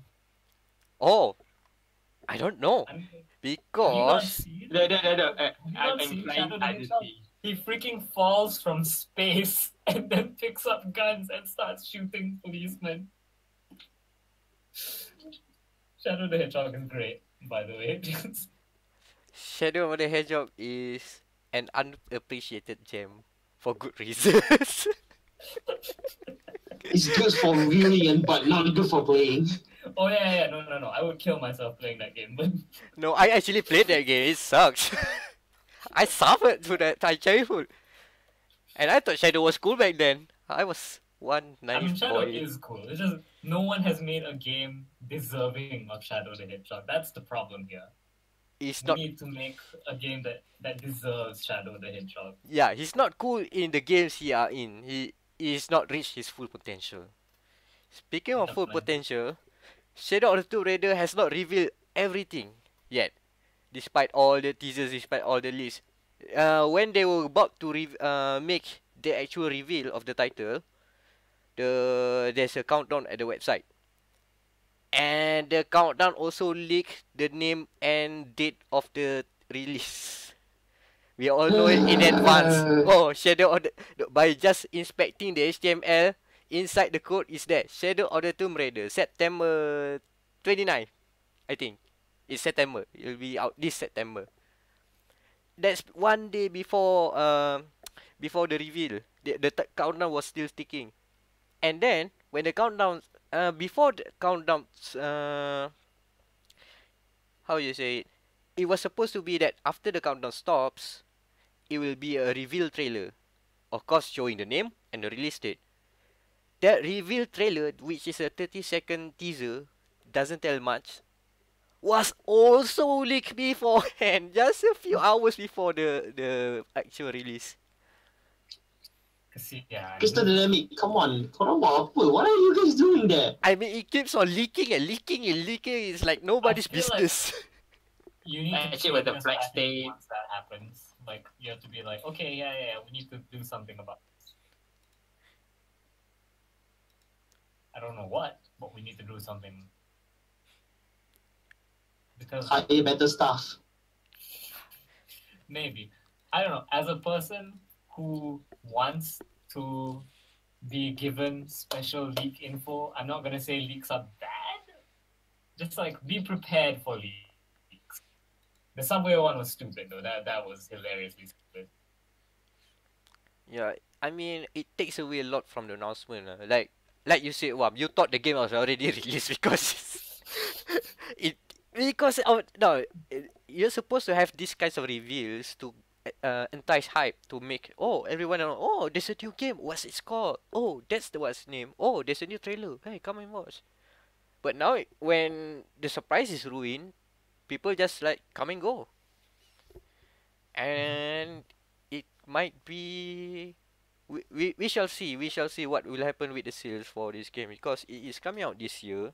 It is developed by Eidos Montreal, i.e. the guys, the good boys and girls that made Deus Ex, Human Revolution, and Deus Ex Mankind Divided. I didn't ask for this. I didn't. Wait, it's not Crystal Dynamics? No, it is not. Crystal Dynamics is busy with what we presume that they are busy with the Avengers project they announced like last year. That Oh, Avengers boy. game. Oh So- boy. What Avengers game? Ah.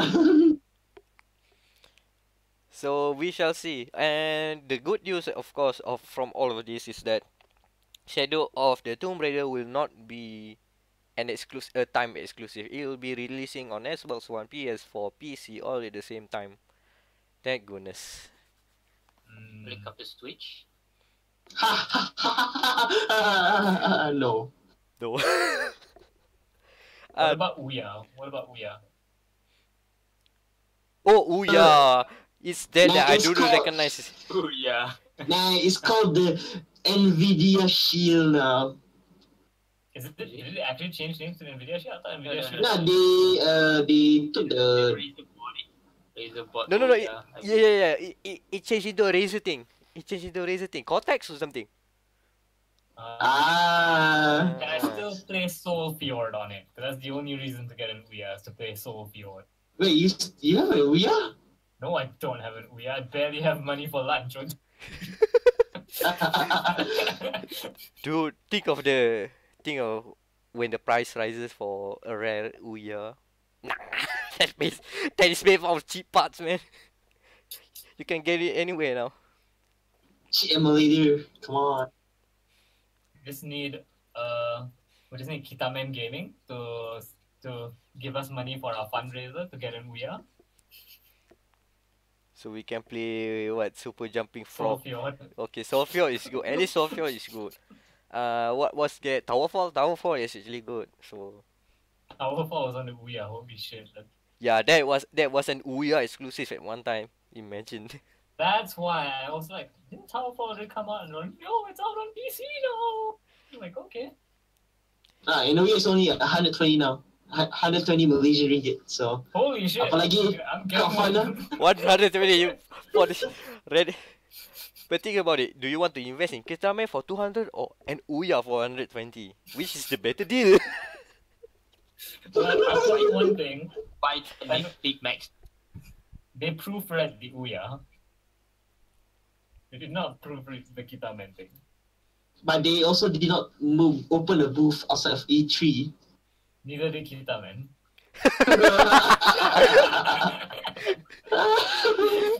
Oh, wow. This is why we do podcasts. This is why we're not getting invited to any more Kitamen events. You know, another company that didn't invited Don't us, really know. Valve. Valve has a Oh. Valve. Yeah, the guys who used to make games, who now They running used to. Steam. They used to make games, but now they announced that they will be making games again. Half-Life 3! And the quote does go like this. That Gabe Newell actually says that, hey, Valve is actually shipping games again. Hooray! That is an actual quote. Hi, we'll laugh. We make games. Sometimes. Yeah, maybe, sometimes. Sometimes maybe they are starting strong. You know, they are starting with Artifact, the Dota card game. Not Bridge Construction. No. Okay. Okay, but seriously, at least I didn't see a lot about the gameplay of Artifact. At least they have a pedigree. You know the creator of Magic the Gathering, the designer of Those are the Magic the bones, yeah. Gathering. That guy is involved with the design of Artifact. Okay, that's So promising. so That's at least promising. it has that going. So it still has the baggage. I mean, we still hate the Dota card game, but we'll see how the gameplay goes. I mean, the gameplay is terrible. I've seen League gameplay. It's basically Hearthstone, tapi you have to play in three lines, just like Dota. That's like Dota. Okay. Wasn't there like a League of Legends board game that didn't suck? Or something like that? Not that I know of. Because, yeah, I would have thought it would have been something like that. How are they going to differentiate Artifact from other CCG, Quran, They won't. MTG? They have The Dota tree lane, the characters. stupid tree lane thing. The Dota fanboys will just play that. Yeah, the biggest one is Dota. Yeah, get it. You just put the Dota name on it, the fanboys will come defend it, and then Blizzard will make Overwatch Hearthstone, and then everything will go to shit again. And the cycle continues. And the cycle continues, and then God of War will no longer be a character action game. And it will be a card game. Using 4 lanes because why not? So back on the topic, the more interesting part about the interview here is that Valve, or specifically Gabe Newell, he quoted that he was jealous of Nintendo, is why that they want to be back into the games making business again. So what? They want to make a Valve Switch? The Didn't they try that with the I Steam think- machine? Yeah, I was about to say that. Didn't it fail badly for them? Anan, come again? Oh yeah, I think something like Nintendo makes Switch and people like it, and although Steam machines are failed, the HTC Vive's basically like successful, let's say. So so instead, let's say they're focusing on good path on hardware with HTC Vive, so they want to also focus on game right now, like Nintendo. What if, right? I have an idea for Valve's new console, right? So, you know how the Switch you have the two Joy-Cons and you stick it into the screen and then you can play. The problem is you need the screen. So Valve's new one, you stick it into anything and it turns into a screen. So you go up to your cat and you stick the Joy-Cons into it and your cat is now a console. That sounds like a Black Mirror episode. Take it out someone's arse and play them. Yep. Stand still. Well, you can Or get even better, right? You like instead of splitting at the sides of the screen, you split down the middle of the screen. So you can have the left side of the screen and the right side of the screen in one hand, and you can put it on your face and it becomes a VR headset. Oh, innovation! Ooh, innovation. Valve, call me. Copyright trademark. You can't make that now without without me. Just pay me whatever Kitamen wants. Yeah, just pay me Kitamen's value and yeah. Yeah, but that's the thing. Like probably the next few games from Valve will probably focus on VR because, like Anand said, Valve is already have the expertise in the hardware side of things, and hardware specifically means VR hardware. So I guess that's the direction they will go. After the Dota card game, we'll get Dota in VR. No, Dota is already in VR. I just remembered. Something in VR. Half-Life in VR. I don't know. It's probably a possibility, but let's not. I mean, there's already Portal VR, and I think there's TF2 VR. The lab, yeah. The lab thing, The lab thing. It's technically in the Portal universe, so yeah, I guess it's the games will be along those lines. But here's hoping. At least Valve is making that kind of statement that we all wanted to hear for so long. It'll be really weird and also really cool for Valve to make. Source Filmmaker VR. No! Oh! No, imagine a lot of those anonymous source filmmakers videos. Have you guys heard of Anonymous? Yeah.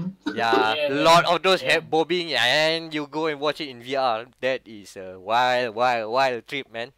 See, that's one use for it. Cause I'm thinking like you can animate it in VR as well. So you could make VR porn. I'm just saying.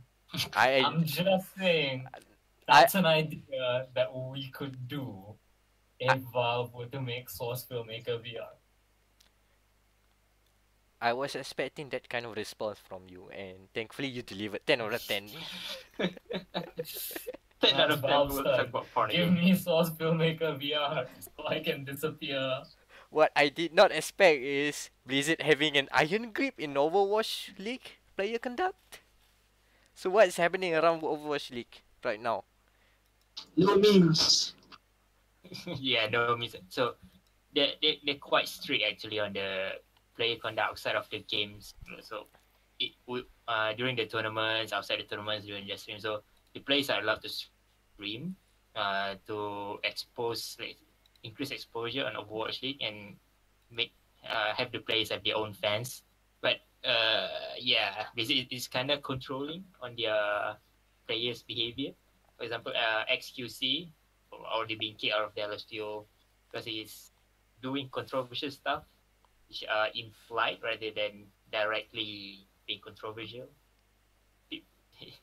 There's a lot of back and forth in terms of let's say, the right or wrong, whether Blizzard doing it right. So there's a gray area. And basically people understand that Blizzard is an Overwatch League is a multi-million-dollar and depends on sponsors. So say they don't want any affiliations to controversial stuff. For example, the Pepe the Frog. Pepe the Frog means basically banned in the Overwatch League. Hooey.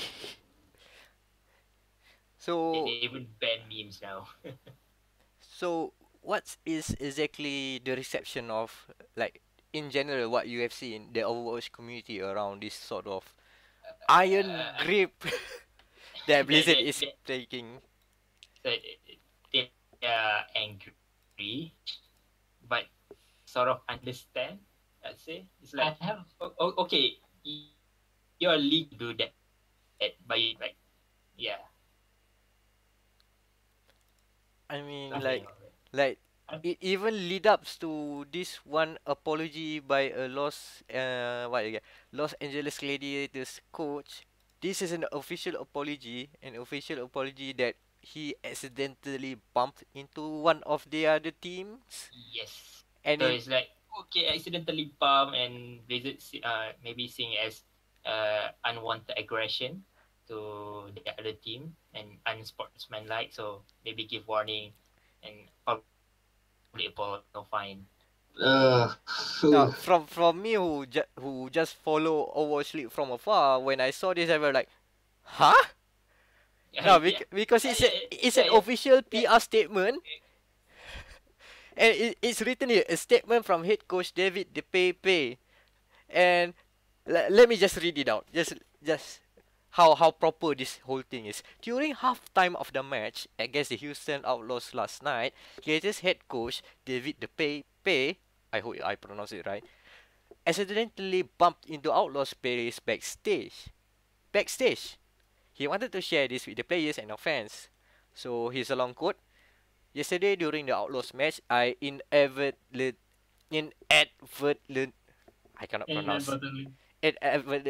bumped into two of the Outlaws players. I hadn't been watching where I was going.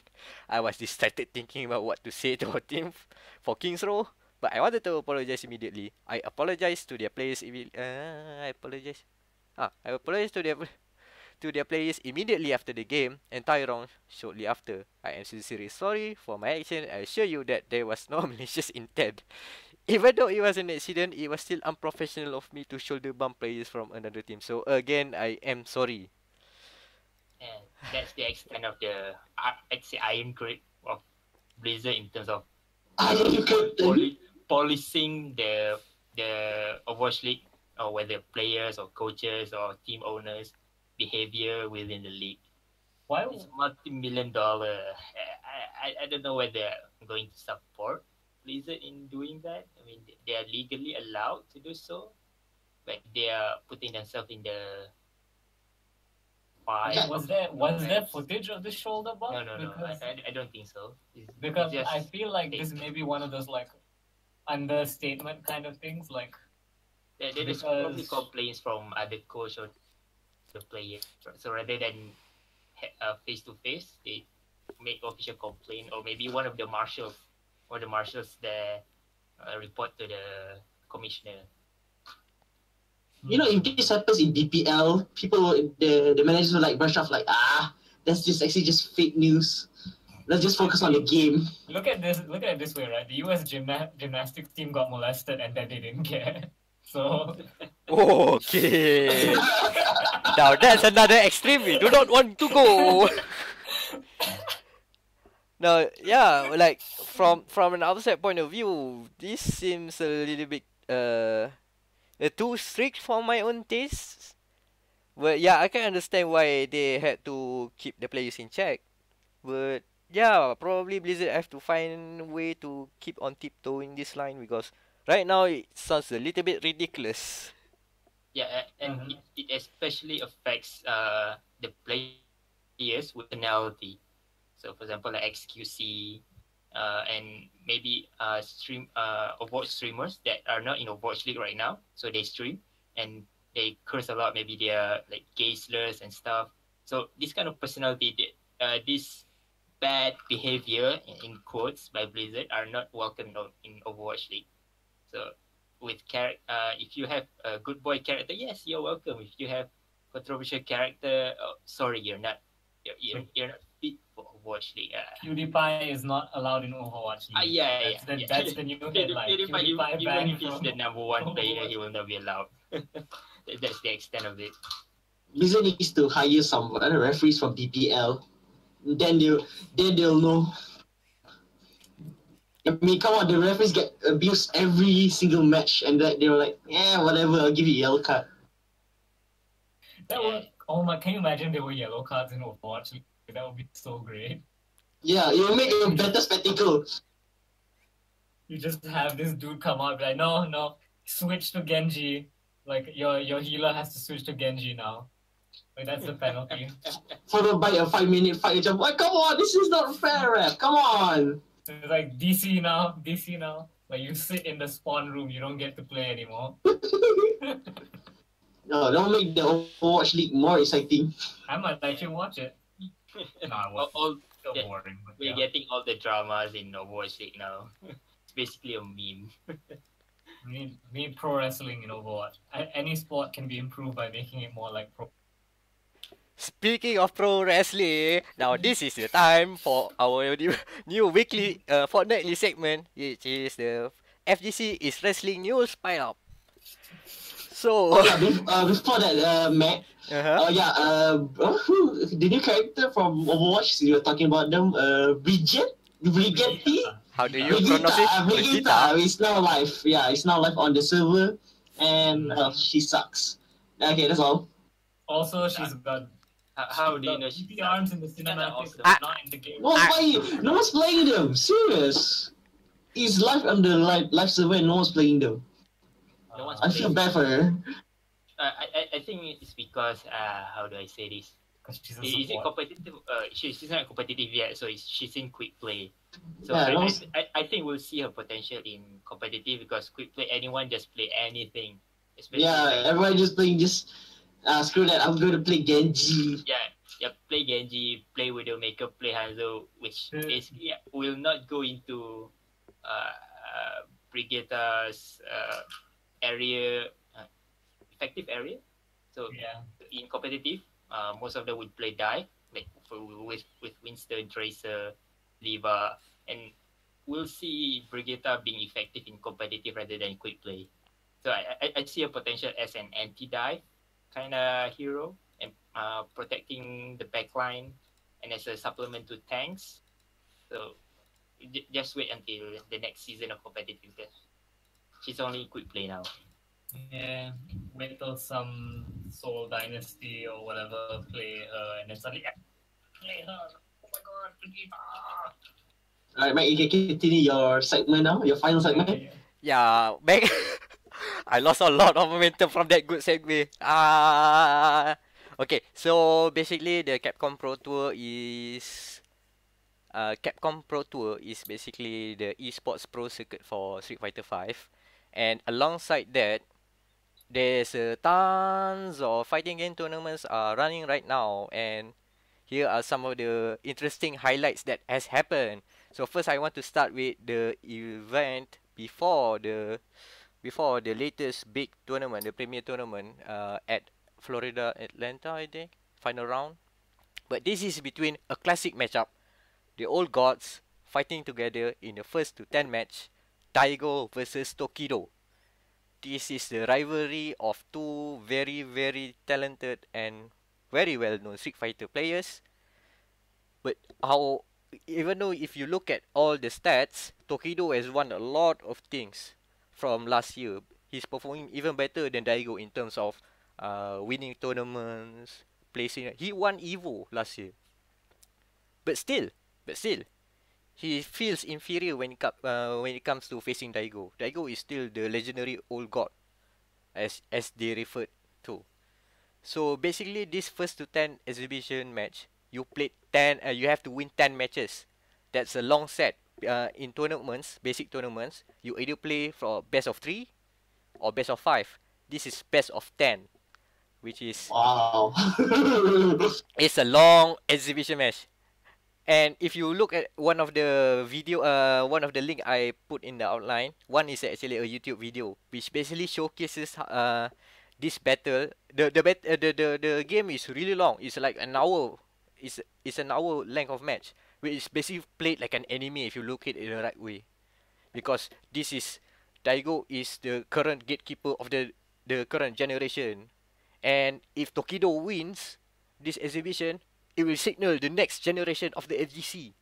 That is how the stakes was. And eventually, the set goes to Daigo. Daigo won in the long run.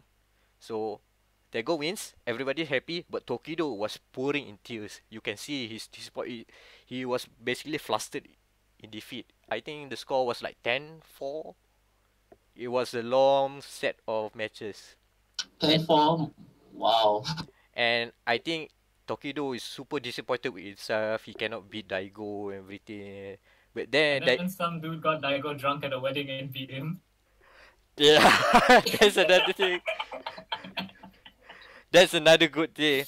No, another side story there. That dude that was married was Dogura, another pro player, a new up and coming pro player from Japan. And on his wedding day, he brought in Daigo, who just wears his own classic. If you see Daigo usually, even in wedding, he will look like that. He will wear that black T-shirt writing Beast, his own brand, and he played a set of Street Fighter at that guy's wedding day. He lost, of course, because he's drunk. Oh my god. But my favorite thing, I'll try to find the picture and we'll link it on the website. This photo of like the bride sitting next to the groom, and she's just like, she's looking at the bride because the groom's like looking at Daigo, and she's like, why doesn't he look at me like that? I mean, that's how serious FGC is. Well, serious quote unquote lah. Okay. Now to the main event. No, basically, no, skip that. Let's go into another game outside of Street Fighter. Let's go to Dragon Ball Fighters. So this is a big game now. Z. Yep. Fighter Z. I'm calling it Dragon Ball Fighters. So basically, because of the game has its anime heritage, a lot of the anime fighters, anime players, have come back to this game and are really good at it. And a lot of new talent has transitioned into DBFZ. One of it is this American prodigy, who is also a furry. I'm not kidding. He's a furry. Sonic Fox. He Okay, go on. no. If you look at his Twitter profile, he's you can see like sponsored players have their own like hero image, right? His hero image is his persona. Yep. That's the kind of guy. He's a legend because at one time he won all the Injustice tournament, all the Mortal Kombat tournaments. He dabbled with Marvel Infinite before he died, and now he's transitioned into DBFZ. You can say him as a prodigy. He knows a lot of games. He can play a lot of games and very good at it. And Injustice isn't dead, is it? No, it's a small scene right now. So basically, because he's the kind of personality that just wants to be on top every time. He challenged one of the best Japanese player the best Japanese player of the VFZ at the time and right now, who happens to be an anime god. He is called his name is Goichi, as in Go is written as Goichi. He was one of the guys that grew up with playing Melty Blood so good, probably somewhere in some bathroom, because Melty Blood is only played in bathrooms because that's the kind of game. But his reflection. Melty Blood. What? Melty Blood. Yeah. What, you never heard of Melty Blood? I mean, The game that people play in the bathrooms and all? No, I have to look this up now. Go, continue talking. Melty Blood is considered bathroom level of play. But those kind of games produces gods like Goichi. He is considered as one because his reactions is just godly. You cannot he can react on reaction like no other people. So basically, these two powerful forces from East and West actually did a first to 10 exhibitions because one of them called out that guy. So basically, Goichi start first. He won a tournament. After the tournament in Japan, He goes into us, find the mic at the commentary booth, and he said, translated in English, of course, Sonic Fox, you are next. So basically, he's calling out your Sonic Fox. So Sonic Oh man, Fox. I love it when he gets WWE. So Sonic Shot Fox, a promo. when he saw that video on Twitter, he quote tweet with so crazy he went ballistic. So in another tournament where he won, he straight away goes into the commentary booth, grabs the mic and said to Koichi, "Omae wa mou shinderu."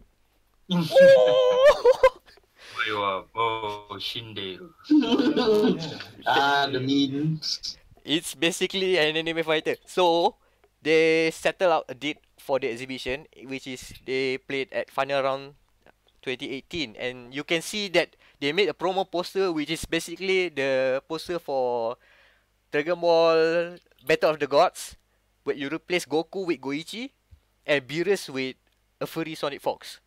It looks crazy good. Do we have a link for that? Do we have? Yeah. The first on DBFZ.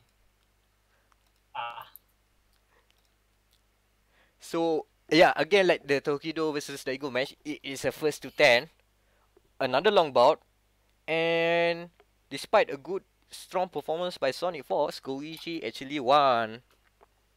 I'm looking at this poster now. It's beautiful. It is a stuff of gods. No, it's magical. It's magical. But after the exhibition, they still have a tournament to play.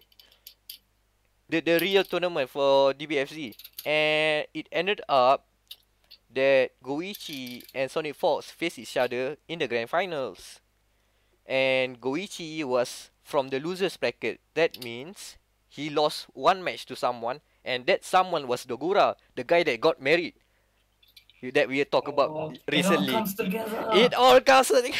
It all comes to this. So, still Goichi won lah. The short story of it, because of, even though like from an interview post match, even though the American players are very very aggressive, they are good on the offense side. Goichi exploited the fact that he can play more defensively well, and pick the right time to strike, and he won. Yeah. Okay, so for just a few more points. These ones should be a bit more wrestling. So Infiltration, the most top player in Korea for Street Fighter 5, has a new sponsor.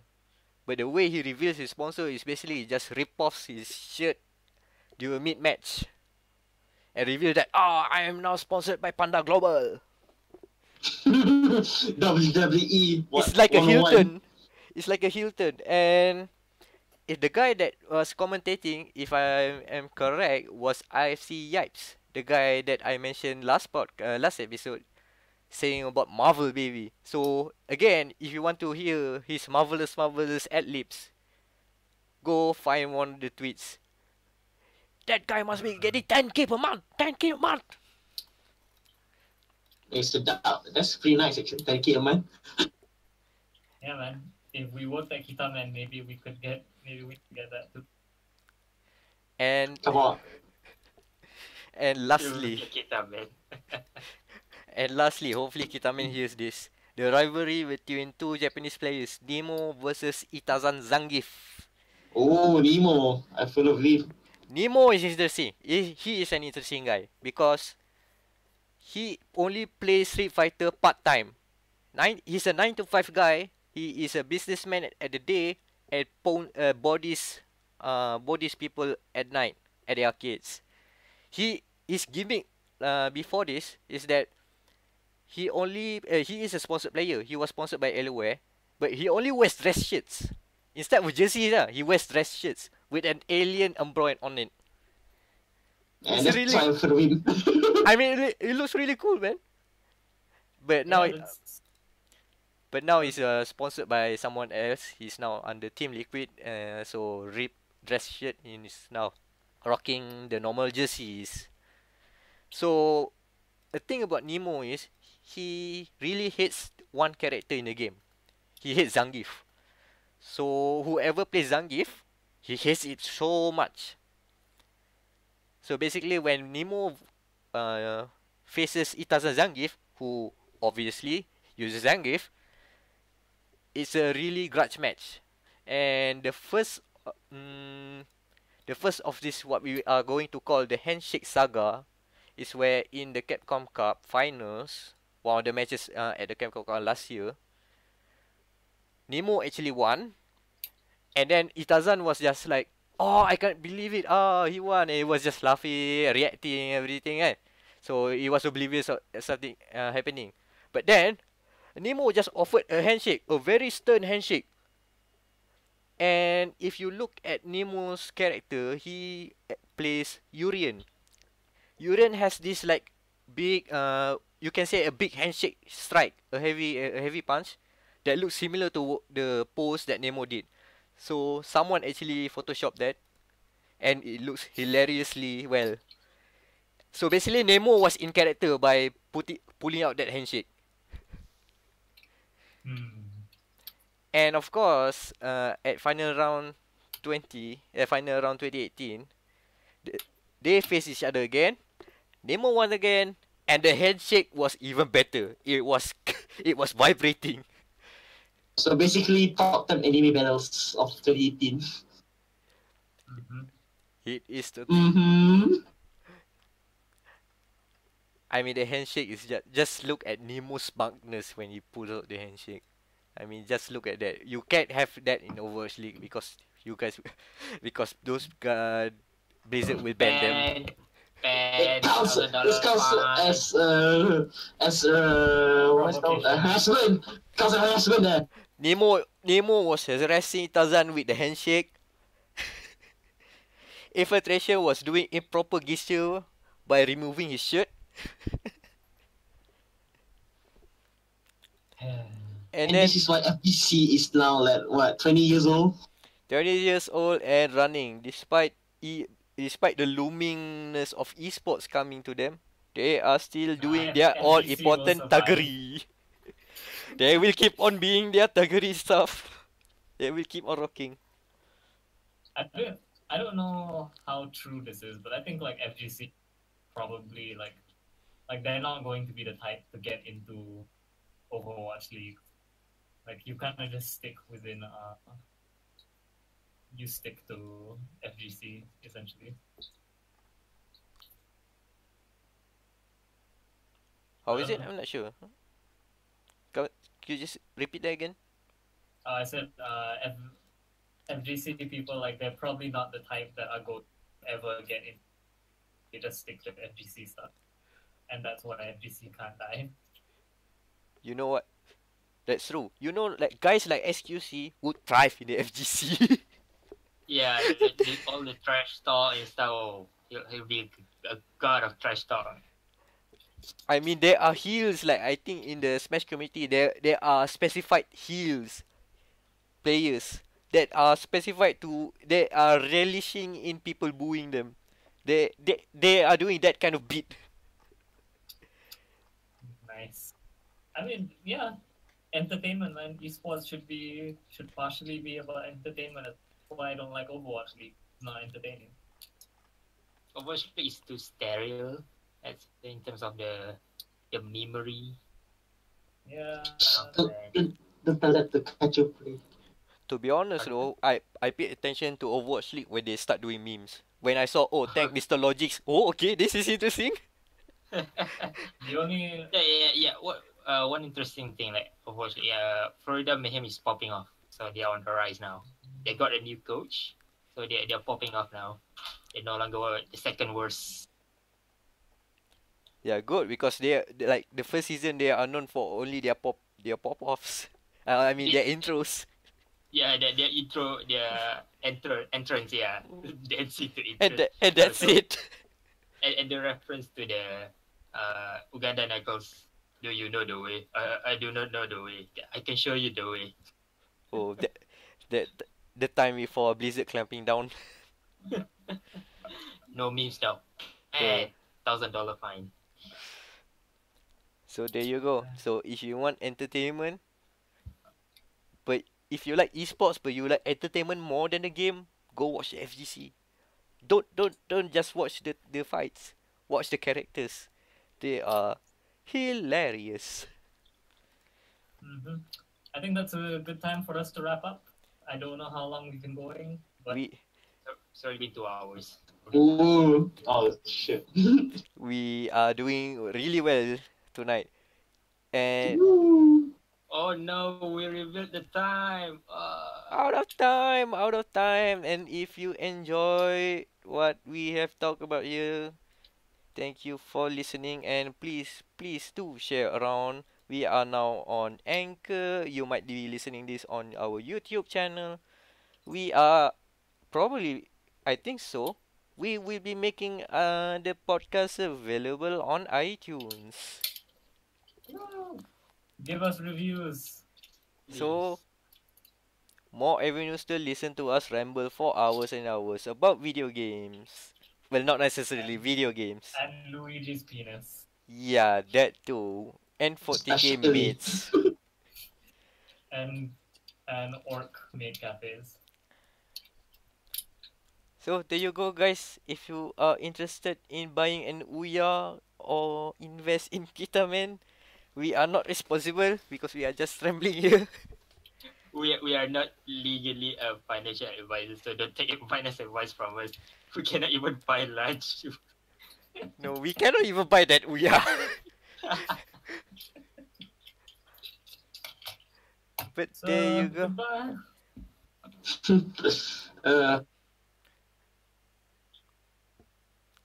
So who's gonna start first? The ending part? Oh, I thought I just cut it there. Yeah, we don't No. Okay, short. Plug in, plug out. Let's start with Wam. Yo, I do art and stuff. At W Amiro on Twitter. Follow me for rants about politics and also art occasionally. Do that. Yeah. Go. Daniel. Yeah, just follow me on Twitter at Fleeky, FL4KY, where this week I will ramble about Formula 1 this whole week starting on Friday. Oh, Straya, oi, mate. Yeah, Landa. When will Mika Get on it. Hakkinen come back? When will Michael Schumacher Oh, the good old days. Keep fighting, Michael. Homeboy Ricardo will win. Come on, Nani Just Beja. link our Twitters in the article. Sure, okay, Anan. You can find me on Facebook, Zolana Heidi, and especially if you're a master student, so I'm doing masters now. You can hit me up and share about your research or something. That's it. That sounds like you want to plagiarize about. Yeah, just give me your research and Maybe share your research methodology or something. Give me some ideas on what to write. Come talk about research. Research threats. totally research. And last but not least, yes, you can find your lovely host who totally did not screw up at the early of the recording. I'm Ashraf, aka Mecronos. You can find me everywhere with that handle MECKRONOS Mecronos. And this has been dia.log, the Gamer Matters podcast. Episode 2 is done and dusted. Thank you all for listening. Goodbye. Bye. Sayonara. Mata ne. Oyasumi. Oyasuminasai. Oyasuminasai, gochu-sama. Oyasuminasai. Can I got the accent, please? Oh, it's a minasa.